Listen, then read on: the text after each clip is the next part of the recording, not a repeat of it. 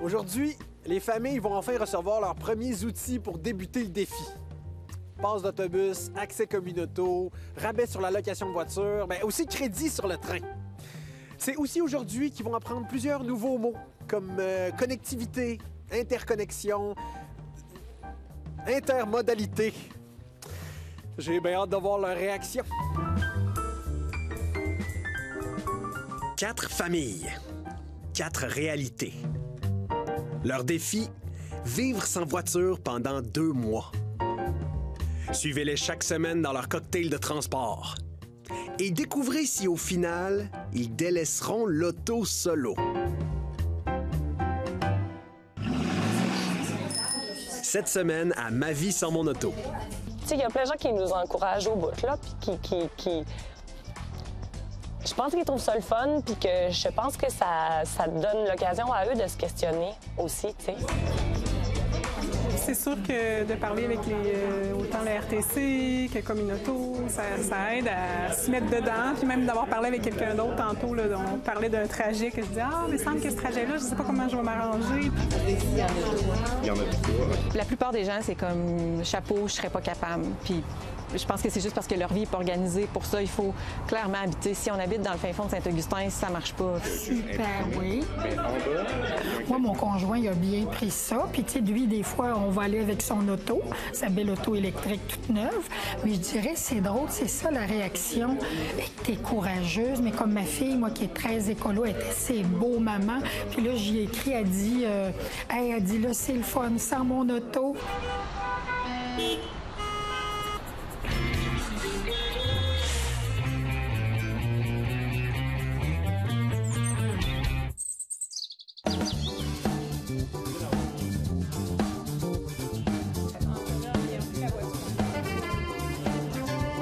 Et ça fait drôle de dire, là, pendant 2 mois, là, elle va être rangée.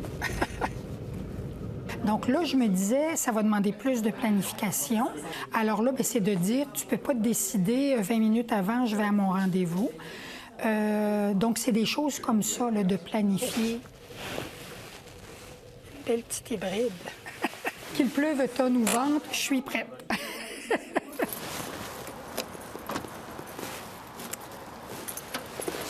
Oups!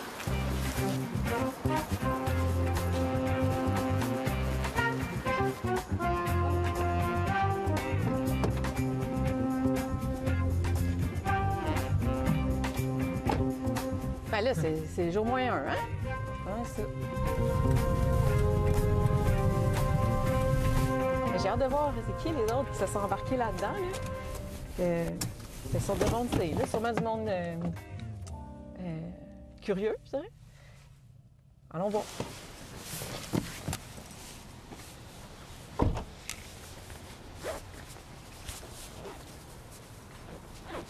Aujourd'hui, je me sens un peu fébrile, puis je trouve ça intéressant de rencontrer les autres personnes. J'ai hâte de rencontrer les autres personnes qui font le projet. Ah, bonjour. Bonjour, es-tu une participante? Oui, oui, toi aussi. Ah, bien, enchantée. Moi, c'est Thérèse. Moi, c'est Sophie. Ah, bien, c'est une aventure. On va vivre ça, là, c'est le jour J. Oui, bien, moi et J. C'est demain, jour J. Exactement. Oui, j'y vais avec confiance. Ouais, je connais les options qu'il y a près de chez moi. Puis, j'ai déjà des réservations de communauté planifiées dans ma tête. Pas d'inquiétude jusqu'au premier imprévu. Jusqu'au premier imprévu, là, quand il va falloir faire quelque chose à la dernière minute, puis s'il n'y a pas de voiture communauté près, vite, quoi faire. Là, mais pour le moment, c'est correct. Les autres personnes qui ont accepté de participer, j'ai hâte de voir les raisons qui les motivent. Bien, on se sent plus soutenu, je dirais ça comme ça, parce que, tu sais, nous, pour avoir décidé au début de faire quelques démarches, bien, à part d'en parler avec quelques amis, on faisait ça un peu comme on pensait, ou tout ça.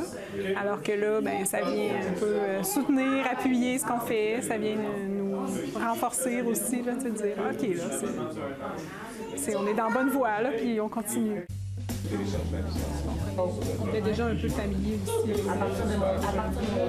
Qui ont aidé à financer le projet, mais aussi d'autres qui vont vous permettre finalement de vivre la mobilité durable sans trop de trajet. Allô? Salut! Comment ça va? Ça va bien toi-même? Es-tu prête? Je suis très nerveuse. Je me sens... ça va être une nouvelle vie qui va commencer. Mais on est prêts là de plus en plus. Je pense, toute la famille, on se le dit souvent. Là, tu sais, là, si on n'avait pas notre auto, on ferait telle affaire, on ferait telle affaire. Puis je pense qu'on est bien excités. Puis ce matin déjà, on était à vélo, moi puis Lou, puis on s'est les deux dit, c'est donc ben une ride le fun. Tu sais, fait que on avait les bouts des doigts gelés, mais on va mieux s'habiller. Ça nous met vraiment dans un bon état de penser, c'est ça, là, tout d'un coup, oui, on va être plus actifs, puis oui, on va faire une part plus grande pour la planète, là, tu sais. Écoute, on en est déjà à se dire, et si peut-être, effectivement, au bout de ça, on décidait qu'on en avait vraiment plus besoin. La voiture, écoute, je dis ça là, mais non, on est full motivés. Fait que c'est super. C'est évident et c'est clair, selon les données de la littérature scientifique, donc les données probantes dont on dispose aujourd'hui, qu'il va falloir que le contrôle de la pollution puis l'amélioration de la santé des populations passe par l'élimination, la combustion des carburants fossiles, dans le fond, des moteurs à essence. Ça, c'est certain. Et puis, il y a des exemples vraiment frappants de ça, notamment en Californie, où est-ce que les réglementations plus sévère sur la pollution, la diminution de la combustion des carburants fossiles a amené une amélioration de la santé des gens, une amélioration de la qualité de vie des gens. On sait qu'il y a un surplus de décès attribué à l'exposition à la pollution. Dans la région de Québec, on estime qu'il y a peut-être 300 décès par année qui pourraient être en lien avec la pollution. Pourtant, de façon générale, on considère qu'à Québec, on a quand même un air qui est de bonne qualité, mais malgré tout, il y a des impacts pour la santé. Il y a des impacts pour les familles, il y a des impacts pour tous les membres des familles, finalement. Donc, s'attaquer aux moteurs à essence, ça fait partie d'une stratégie. C'est très important de s'y attaquer tout de suite pour pouvoir prévenir, justement, toutes les conséquences sur la santé qui sont associées avec la pollution de l'air.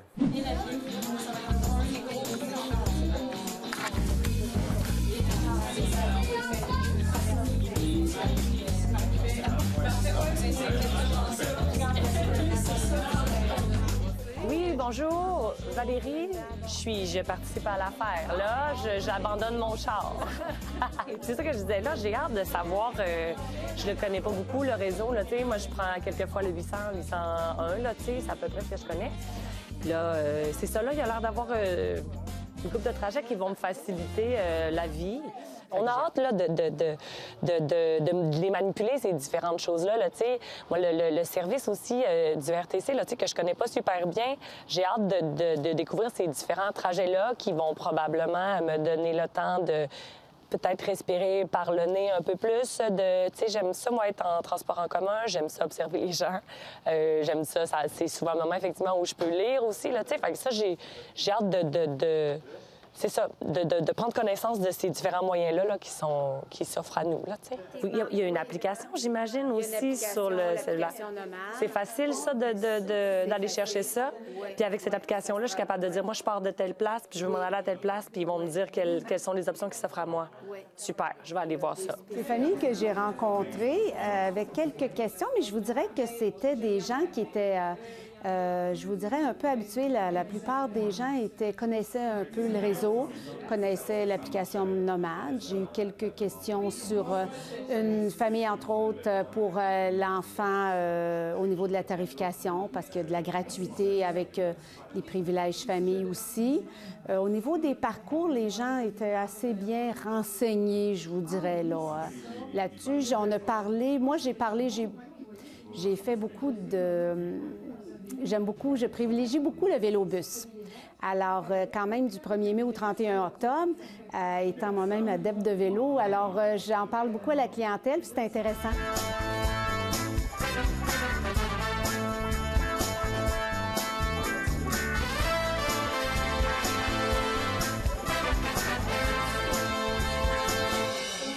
Une belle aventure qui commence ce soir.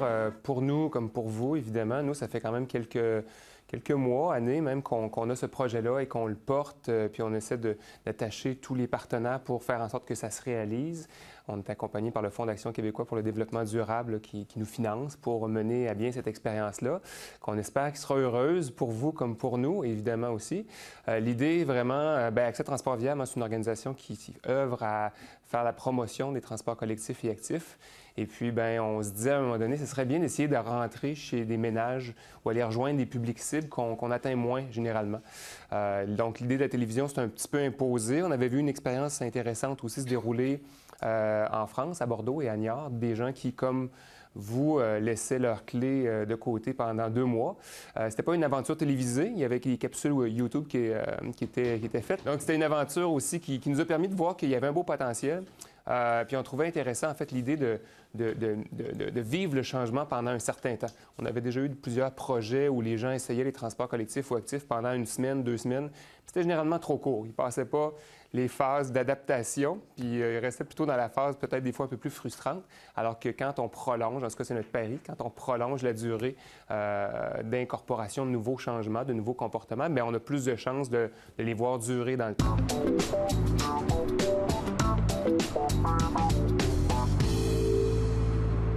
Oui, les gens qui prennent la décision de se départir de leur voiture, bien d'abord, ils vont servir évidemment, ils vont servir d'exemple. Ils peuvent être des moteurs de changement dans la société. Si on attend que ça change à l'échelle de la planète, il ne se passera jamais rien. Il faut que ça commence une personne à la fois. Donc, ces gens-là sont des gens qui sont courageux, mais en même temps, sont des exemples. Et puis, moi, le premier bénéfice que je vois associé à ça, c'est l'activité physique, dans le sens que ces gens-là vont marcher davantage, vont être plus en forme. Et puis moi, je l'ai bien vu, ça, avec des amis qui sont allés, par exemple, habiter en Europe pendant 1 année ou 2. Là-bas, en Europe, beaucoup plus de transports en commun, beaucoup moins les gens vont prendre moins l'automobile dans leur vie de tous les jours. Et puis les gens reviennent, ils ont perdu du poids, sont plus en forme. Donc, c'est fascinant qu'est-ce que ça peut faire. Donc, les premiers effets, je les vois à ce niveau-là. Ça conscientise les gens autour d'eux. Puis, bon, c'est des moteurs de changement pour faire en sorte qu'on puisse avoir un environnement moins dépendant des véhicules automobiles. Et donc, avec un air plus sain à respirer, moins de problèmes pour la santé. Je sais qu'on va procéder à la remise officielle des clés. Oh, déjà une volontaire. C'est bon. Avez-vous ça là, sur la caméra? Une deuxième personne. Sophie, merci beaucoup. Merci. Félicitations, bonne chance. Thérèse. Merci beaucoup. Merci, félicitations.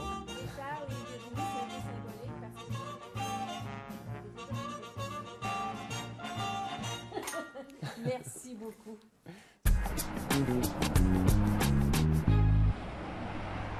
Ouais, nos ménages viennent de se lancer un bon défi parce que là, en remettant leurs clés, ils passent d'un mode de transport extrêmement flexible qui peut faire à peu près tout ce qu'il y a comme déplacement, des courts, des longs déplacements, peu importe l'heure du jour. Puis là, ils vont aller vers d'autres modes de transport. Ils vont devoir les utiliser, tous ces modes de transport-là, en complémentarité pour essayer de concurrencer, finalement, pour remplacer une automobile.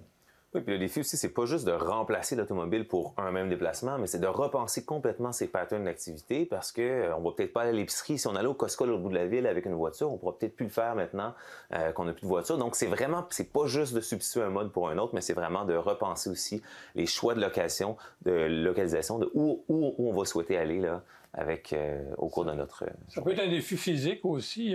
Faut pas oublier que si on se met à marcher plus ou à utiliser le vélo davantage, dépendant, ça peut être un défi cardiaque, respiratoire pour certains, ça peut être l'arthrite pour d'autres, il y a différents problèmes. En même temps, après qu'on l'a fait, puis progressivement, après 1 mois ou 2, ça améliore beaucoup. On se sent mieux, on respire mieux.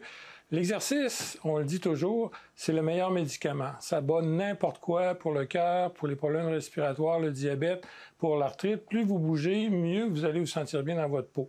Alors, il y a un défi, mais opportunité en même temps d'améliorer son sort. J'imagine que de manière cognitive aussi, il doit y avoir des avantages aussi, des défis, puis à la fois des gains qu'on peut aller chercher, parce que dorénavant, on va devoir trouver des chemins pour s'orienter dans la ville. On doit se passer d'un GPS en quelque part aussi.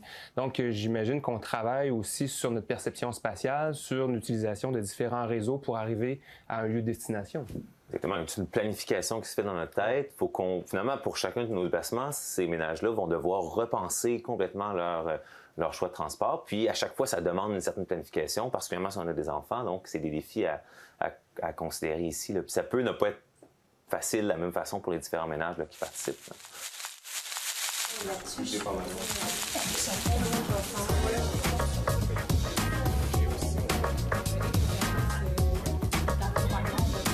Oui, bien, j'avais pas de crainte, mais c'est vraiment comme sur Communauto, j'ai appris plein de choses. C'était vraiment très clair pour le vélo. Puis c'est une coop de l'université, donc je suis bien contente. Puis je trouve les gens très généreux, tout le monde, là. Puis non, puis c'est simplement là que ça me donne les outils. Entre autres, pour Communauto, ça éclaire plein de choses. Bon, j'aurais pu aller sur le site, mais là, c'est très clair. Les gens connaissaient quand même pas mal le service. Je pense que Communauto a beaucoup évolué dans les dernières années, surtout au point de vue technologique dans la voiture. Puis je pense que c'était faire une petite mise au point là-dessus. Non, là, pour l'instant, on a hâte de savoir comme l'auto, comment ça fonctionne, de voir, tu sais, de quelle façon on va être capable de dealer ça. Juste avec une application, on fait une réservation vraiment sur son téléphone, on se présente à la voiture avec la carte puce, on la débarre, puis c'est tout, il n'y a rien d'autre à faire. La clé est dans le coffre à gants. Ensuite, quand vous terminez la réservation, vous rescannez la carte puce, ça barre les portes, puis c'est terminé. C'est pas plus compliqué que ça. Bien, je suis énervée, là, tu sais, puis c'est sûr que de parler avec autant le RTC que Communauto, ça aide à se mettre dedans, puis même d'avoir parlé avec quelqu'un d'autre tantôt, là, on parlait d'un trajet que je disais « Ah, mais il semble que ce trajet-là, je sais pas comment je vais m'arranger, d'habitude, je le fais toujours en auto. » C'est le fun, là. Ça motive, je dirais ça comme ça, là. Excité puis motivé aussi, là. Spontanément, j'avoue que moi, les services qui étaient ici ce soir, je les connais quand même bien. À part la coop Roue Libre, que je savais que ça existait, mais pas plus que ça. Puis là, en posant des questions, ça m'a permis de savoir un petit peu plus c'est quoi les services qu'ils offrent, tout ça. Puis j'avoue que ça va peut-être m'être utile, moi, pour faire des réparations sur mon vélo, des choses comme ça. Oui, sur la carte d'affaires, il y a une endoscopie qui pourrait servir. Dans le fond, la coop Roue Libre, on a comme mission de promouvoir le cyclisme utilitaire à Québec. Donc, c'est de rendre les gens autonomes dans la réparation de leur vélo pour qu'ils puissent vraiment comme apprécier le vélo. On a des bénévoles qui sont situés à l'atelier, qui sont là pour aider les gens qui n'ont pas les connaissances. On a aussi tous les outils. On a un stand à vélo. Enfin, on a plusieurs stands. On en a 4. Puis, dans le fond, ça permet de mettre le vélo, que ce soit confortable, que ce soit accessible. T'es pas écrapouti à terre, non, c'est ça. Il y a des supports pour les tenir, puis ils sont stables, puis on a les outils. Ce qui est chouette, c'est ça. Si on a, vous nous dites quoi faire, on le fait. Moi, j'avais fait ça pour mon auto, un garage coopératif. J'avais même changé mes plaquettes. Cette valeur, je pense que ça n'existe plus. Même, j'ai découvert qu'avec Coop Roue Libre, si je veux faire réparer mon vélo, les autres sont ouverts à l'année. Puis là, bien, comme je peux, parce que là, j'ai plus d'auto, puis moi, mes vélos sont tellement vieux que je vais pouvoir mettre mon vélo sur le bus, l'amener à Coop, à côté, puis revenir en vélo. Donc, ça va être parfait.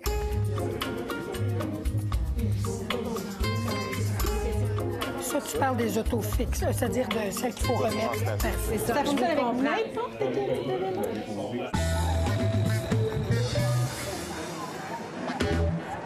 Un des défis qu'on entend souvent, c'est qu'avec des enfants, c'est difficile.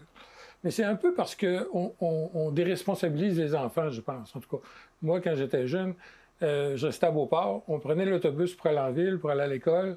À l'heure du midi, on prenait l'autobus de la ville pour aller se promener sur la rue Saint-Jean. On loafait un peu, comme on disait. On a eu beaucoup de plaisir. Moi, j'ai découvert la ville comme ça. On n'était pas si encadré qu'aujourd'hui, avoir peur de tout.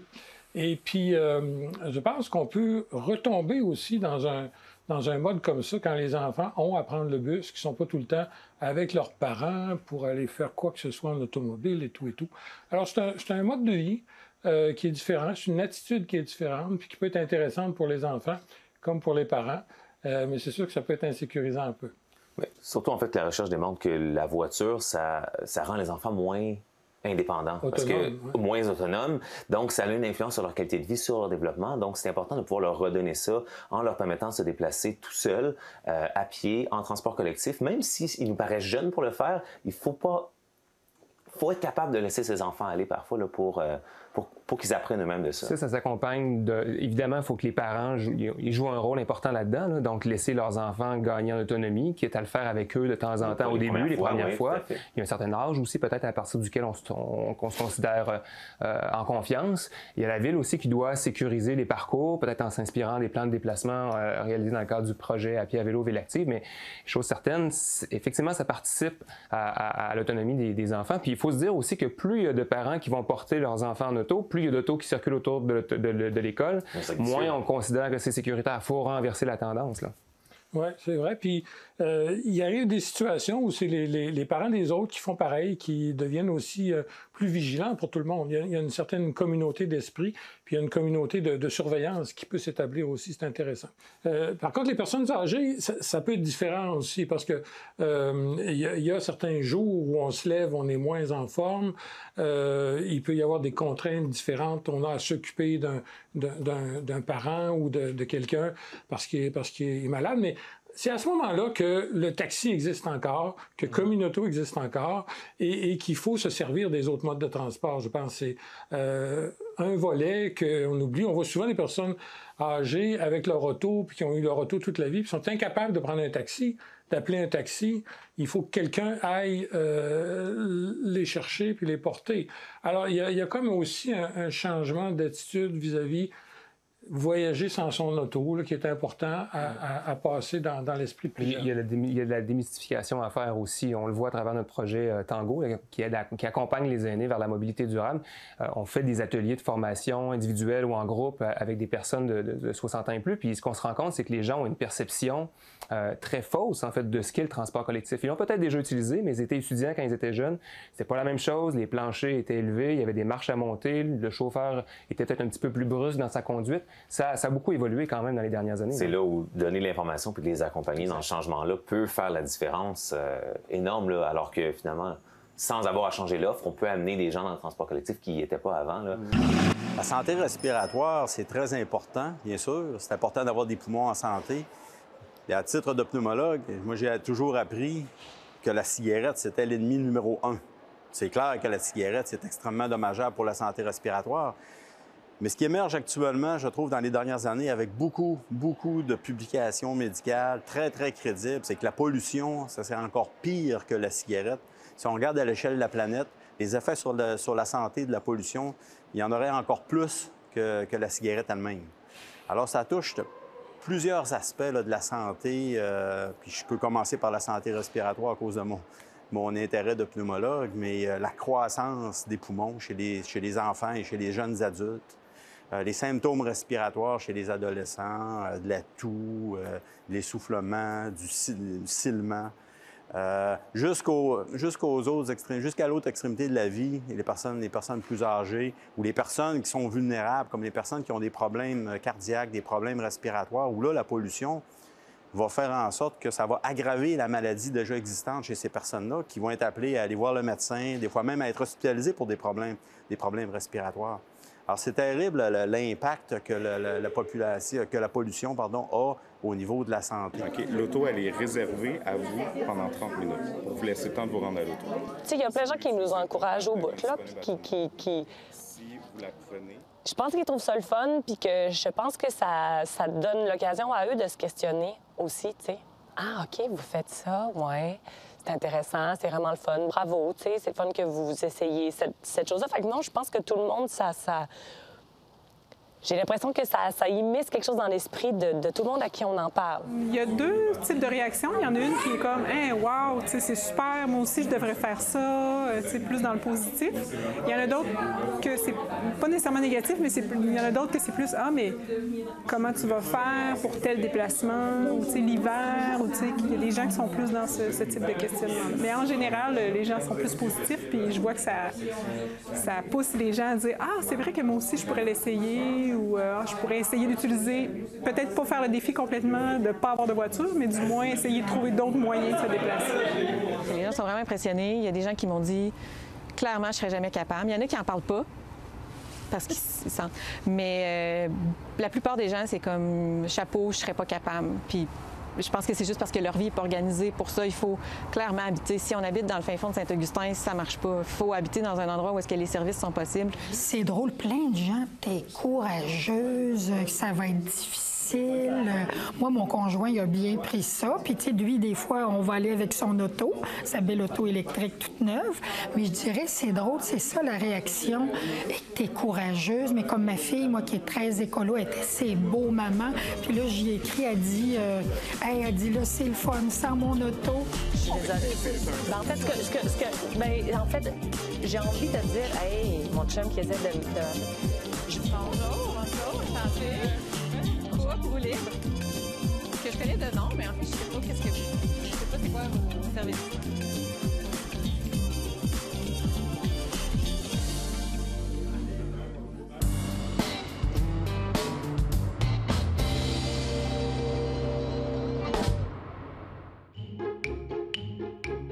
La semaine prochaine, à Ma vie sans mon auto.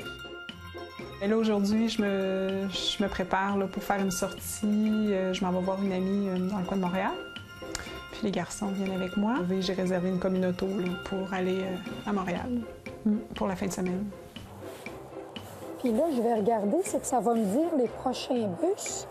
Donc, moi, dans 6 minutes, je peux prendre la 800 ou la 801.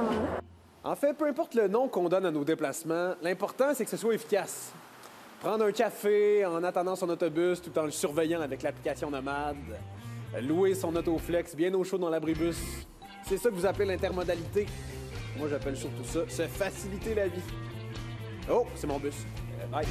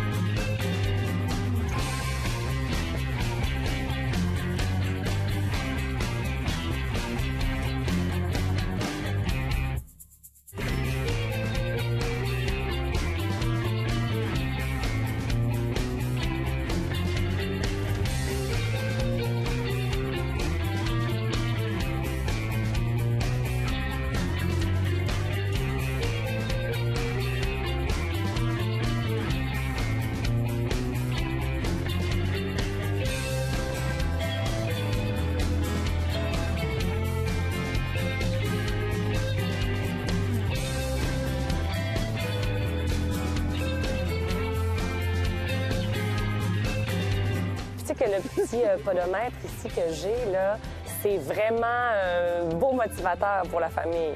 Ouais, on a envie, on se fait des concours, puis j'ai atteint mon étoile, pas toi. Tu sais, fait que c'est le fun, fait qu'on a comme, ben oui. Je presse pas un paquet de Vous n'êtes pas sûr, vous pouvez justement demander à des bénévoles. Ben c'est pour ça. On s'assure que vous repartez puis que vous n'allez pas... ça va fonctionner, là. Je perdrai pas ma roue en... Non, c'est ça. Ou que je vais avoir un petit paquet de vis. Je me dis, bon, ben je vais trouver une façon de...